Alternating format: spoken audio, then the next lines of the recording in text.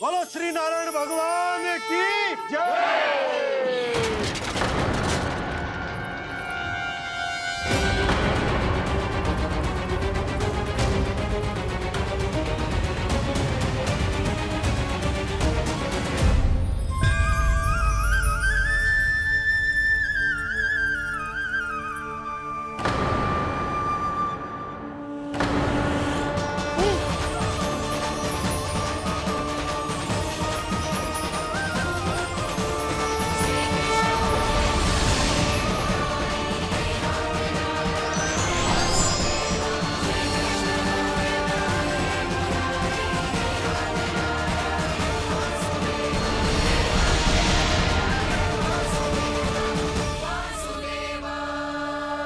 प्रभु,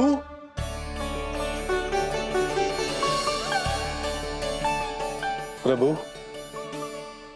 मैंने आपके अवतार को हानि पहुंचाने का प्रयास किया, फिर भी आपने मुझे दर्शन दिया। देने ही पड़े। तुम्हें मेरे चरणों का स्पर्श जो मिल गया, तुम्हें आश्चर्य हो रहा होगा। एक साधारण से स्पर्श से तुम्हें वो मिला जो बड़े से बड़े ऋषियों को भी कठिन से कठिन तपस्या के बाद भी नहीं मिलता। इसका उत्तर तुम्हारे अतीत में छुपा है। दैत्य हिरण्याक्ष के पुत्र के रूप में तुम्हारा जन्म हुआ था। शीघ्र ही तुम बहुत अधिक विशाल और असीम बलशाली हो गए थे, पर तुम अपनी शक्ति का प्रयोग अनुचित ढंग से करते थे। एक दिन तुमने महर्षि लोमस के आश्रम में बहुत ही उत्पात मचाया, हरे भरे वृक्षों को नष्ट कर दिया।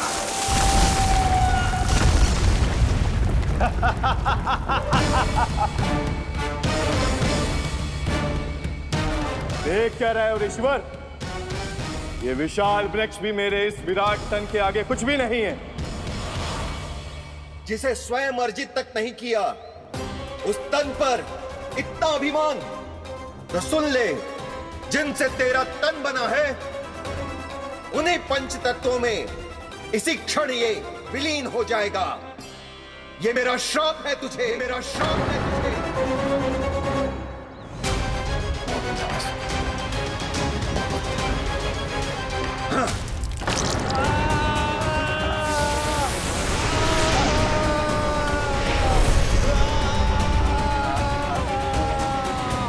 पर तभी तुम्हें अपनी भूल का आभास हुआ और ऋषि लोमस से तुमने क्षमा याचना की।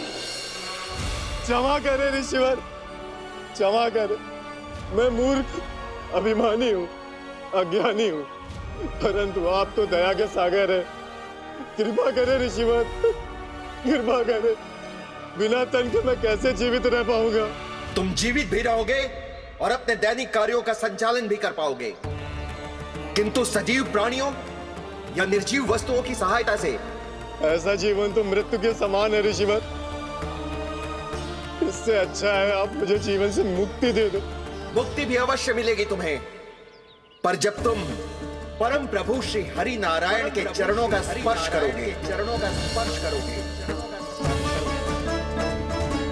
और यही नहीं शक्तासुर, कल जब तुम मुझे खोज नहीं पा रहे थे, तब भी तुमने हार नहीं मानी। 7 प्रहर तक 7 बार मेरी और मेरे गोकुल की परिक्रमा की। इस क्रम में तुमने अनजाने में ही अपना पश्चाताप पूरा किया और पुण्य अर्जित कर लिया। इसलिए मैं तुम्हें मोक्ष प्रदान करता हूं। इसलिए मैं तुम्हें मोक्ष प्रदान करता हूं।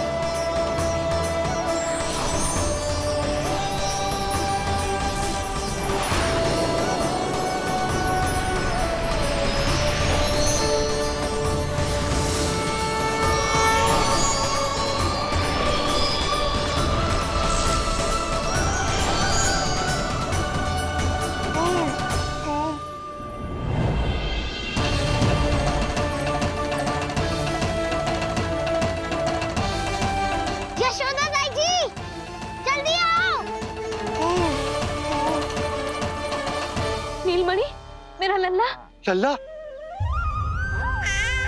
तुझे कुछ हुआ तो ना है ना? तुम ठीक तो है ना? मेरा नीलमणि, मेरा प्यारा बच्चा।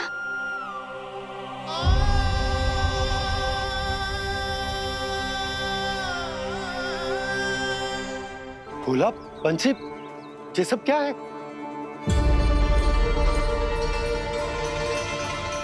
उज्जवल, ये किसने करो है? और देख, कहानी मत सुनाइयो। उज्जवल पुत्र, कैसे हुआ ये सब? किसने किया? और किसने? महाबली नीलमणि ने, बड़ी ताई जी।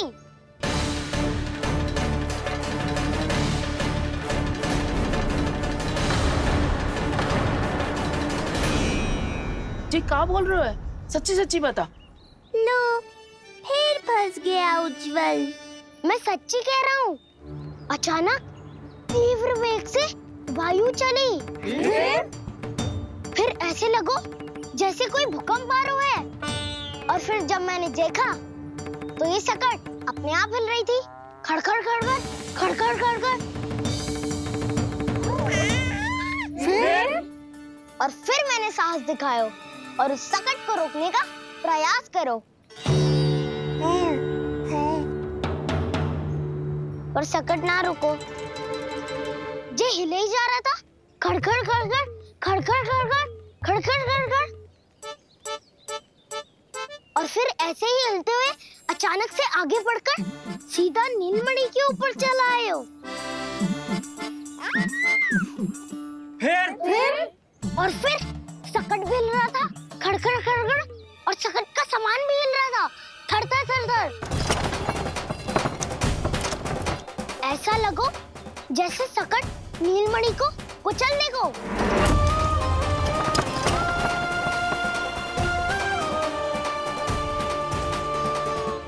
पर तभी जे जाग गए हो। इसने खींचकर अपने पांव का प्रहार करो और चीख गया सकट आकाश पे।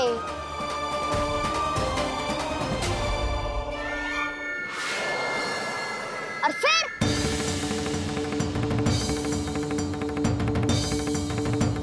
धड़ाम, सब भूमि पे गिरकर चकनाचूर।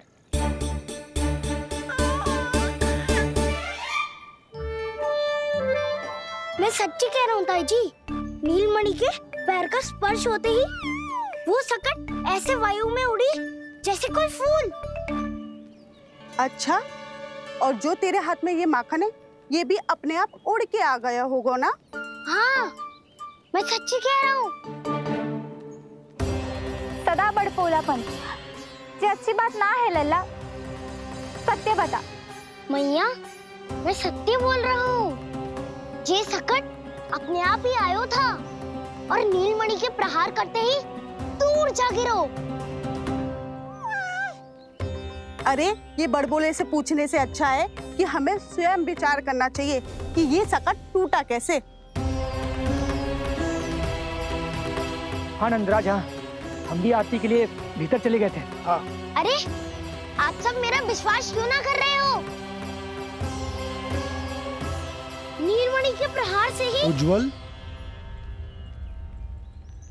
सकट बहुत पुराना था, पहिया ढीला होकर खुल गया होगा। यशोदा, अनेक कारण हो सकते हैं, चिंता करने की कोई आवश्यकता ना है। मैं चिंता क्यों करने लगी भला? मेरे नीलमणि के गले में रक्षा वाला कंठक पहले से ही है। और हम जैसा पूजा पाठ इतने विधि विधान से इसी के लिए तो कर रहे हैं, है ना पंडित जी? हाँ रानी जी। तो बस फिर मेरे लल्ला को कछु क्यों होने लगो? और आप सब स्वयं ही देख लो ना, जे इतना बड़ा सकट टूट के बिखर गया है, किंतु मेरे लल्ला को एक खरोच भी ना आई। इसका अर्थ तो यही है ना कि हम जो भी कर रहे हैं सही कर रहे हैं। मुझे चिंता करने की कछु आवश्यकता ही ना है। चलो सब भीतर चलते हैं। हाँ हाँ, लल्ला को भूख भी लगी आई होगी। चल।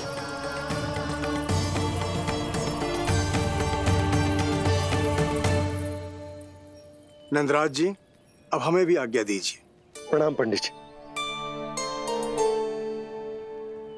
ध्यान कहाँ था तुम दोनों का? और अधिक सावधान रहने की आवश्यकता थी ना? क्षमा कीजिए नंदराज।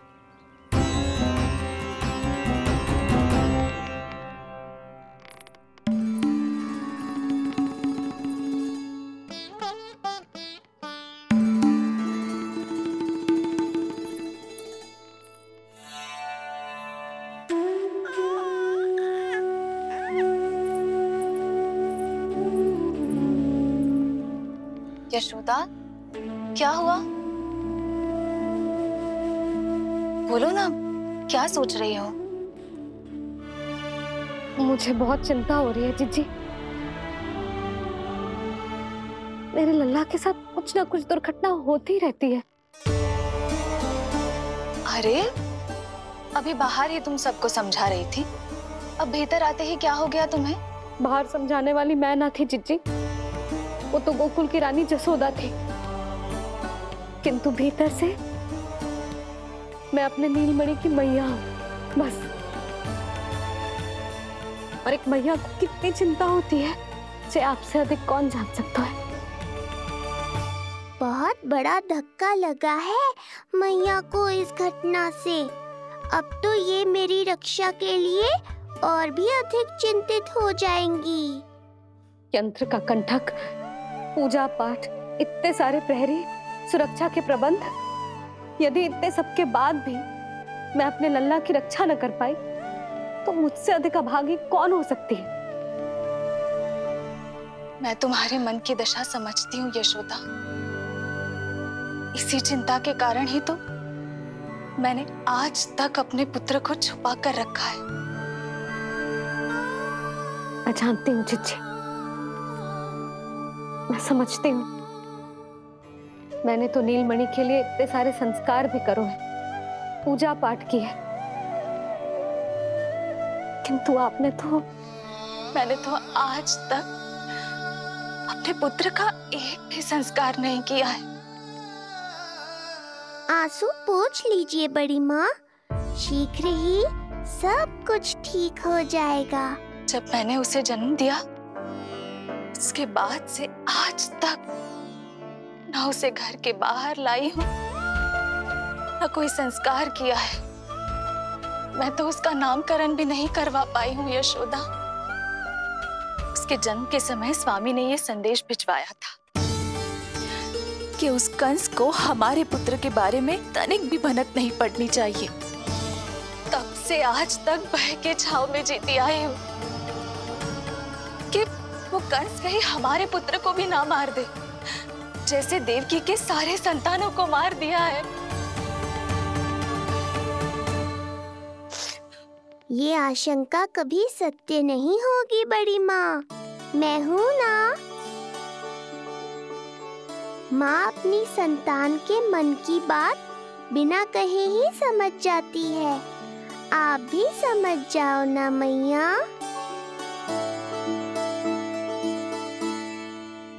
जिज्जी, हमें रोना ना चाहिए। हमें देख के लल्ला भी रो रहा है। मैया, आपकी सहायता की आवश्यकता है मुझे। मुझे ऐसे क्यों लग रहा है जैसे लल्ला मुझसे कुछ कहना चाह रहा है। दाऊ को हम सबसे दूर कब तक रखेंगे बड़ी माँ? ये सोच रहा होगा कि अब तक आपने इसके दाऊ को छुपा के क्यों रखो है। मैं उनसे मिलना चाहता हूँ मैया। जिज्जी, कितना मन करता होगा ना इसका अपने दाऊ से मिलने का। और आपके लल्ला का भी तो मन करता होगा ना कि अपने छोटे भाई को मिले। कितनी बातें करते हैं हम दोनों की इनके सामने। हाँ यशोदा, मैं भी अपने पुत्र को नीलमणि के बारे में सब कुछ बताती हूँ। तो बस फिर हमें साथ साथ रखिए ना। मेरा आधा हिस्सा है वो, उनके बिना मैं अधूरा हूँ मैया। ये दोनों भाई एक दूसरे के बिना अधूरे हैं जिज्जी। हमें इन दोनों को साथ ही रखना चाहिए। आप ही सोचो, यदि नीलमणि की रक्षा होगी तो आपका लल्ला भी तो सुरक्षित रहेगा। तुम सच कह रही हो यशोदा। हमें इन दोनों को मिलाना चाहिए और साथ में ही रखना चाहिए, सुरक्षित। तब तो शीघ्र ही पंडित जी को बुलाकर हमें शुभ मुहूर्त निकलवाना चाहिए। शुभ मुहूर्त? हाँ, शुभ मुहूर्त। दोनों भाइयों के मिलन के साथ साथ उनका नामकरण संस्कार भी करवा देते। अब अपने दाऊ से मिलूंगा मैं।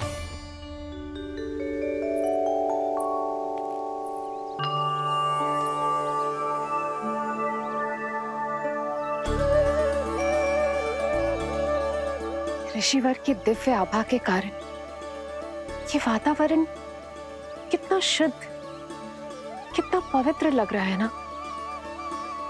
हाँ देवकी, इनका तेज ही ऐसा है कि इनके निकट केवल पवित्रता ही वास कर पाती है। किसी भी प्रकार की दुष्टता इनके पास जाने से पहले ही नष्ट हो जाती है।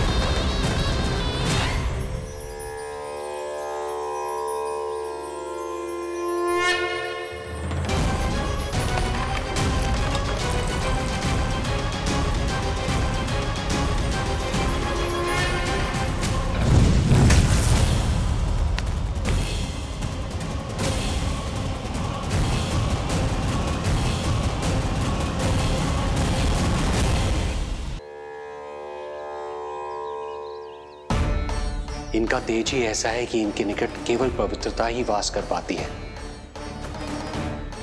किसी भी प्रकार की दुष्टता इनके पास जाने से पहले ही नष्ट हो जाती है। यदि महर्षि की इच्छा के बिना मैंने भीतर प्रवेश किया तो कहीं ये मुझे श्राप ना दे दे। नहीं, इससे तो अच्छा है कि मैं यहीं आश्रम के बाहर रुकूं और यहीं से इन दोनों पर दृष्टि रखूं।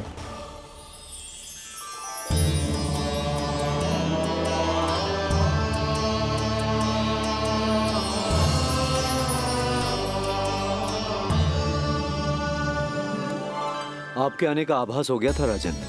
गुरुदेव, जो संतानें हमने खो दी है उनका श्राद्ध करवाने की विनती लेकर हम आपके पास आए हैं। आपका आना व्यर्थ नहीं जाएगा राजन, परंतु मुझे आभास हो रहा है श्राद्ध कर्म इस भेंट का एकमात्र कारण नहीं है।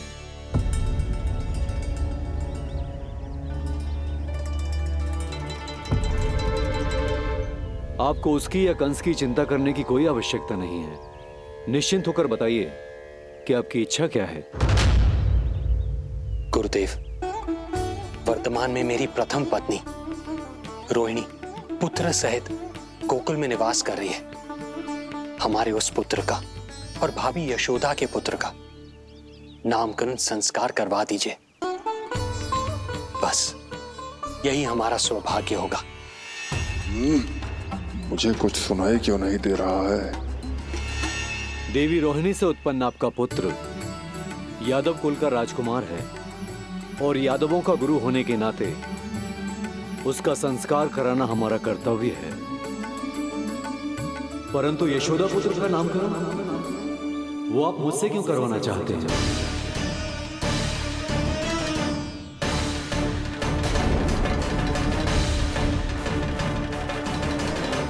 गुरुदेव, सत्य ये है कि रुक क्यों गई रानी देवकी? आपके मन में जो कुछ है कहिए। ये कैसी दुविधा में फंस गया मैं। यदि मैंने गुरुदेव को यशोदा पुत्र का सत्य बताया तो कंस को भी पता चल जाएगा, और यदि नहीं बताया तो कहीं ऐसा ना हो कि ऋषिवर ही बुरा मान जाए। लगता है आप दोनों की दुविधा मेरे अनुमान से भी बहुत बड़ी है। अपनी या अपने पुत्र की कुंडली लाए हैं राजन? जी गुरुदेव, अपनी कुंडली है मेरे पास। देवकी,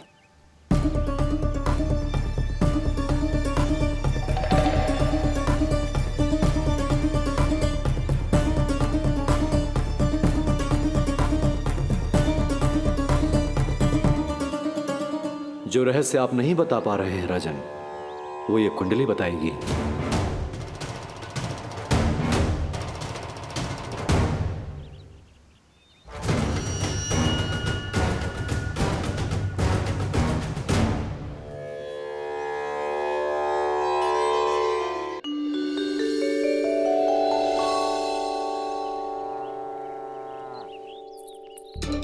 लल्ला बता कैसी है जगदा?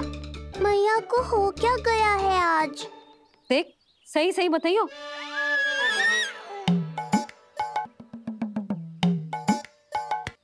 अच्छी है ना?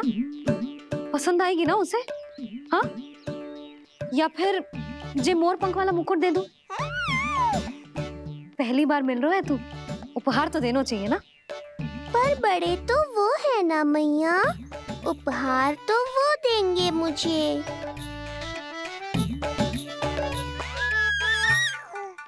ना ना, मोर पंख वाला मुकुट तो मेरे लल्ला का है ना, जे ना दे सकते। तेरे जैसा कोई कंठक या चांदी वाला कड़ा दे दूं? हाँ? इस मिलन के लिए मुझसे अधिक उतावली तो मैया है।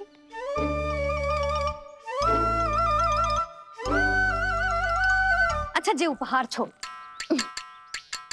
तू तो जे बता कि तू उसे बुलाएगा क्या कह के? अन्य सभी के जैसे बड़े भैया या गांव वालों के जैसे दद्दा बुलाएगो, या फिर बड़े नगरों में जैसे बुलाते हैं ज्येष्ठ भ्राता बुलाएगो, या फिर प्रेम से बुलाएगो दाऊ बुलाएगो ना?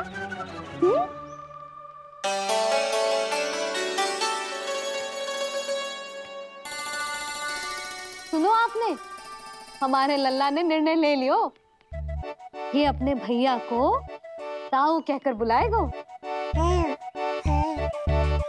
अरे वाह, लल्ला ने बोलना भले ही ना सीखो, परंतु तुम्हें बता दियो। और नहीं तो क्या, लल्ला कुछ कहे ना कहे माँ तो समझ जाती है ना लल्ला?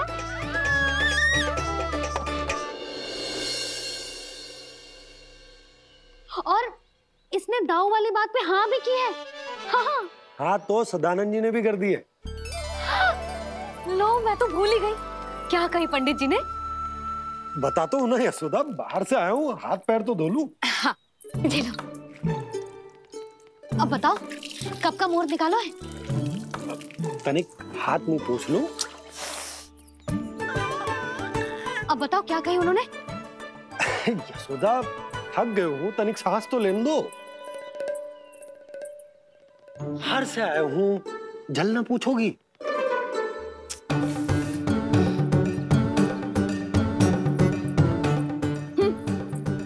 अब बता दो जी।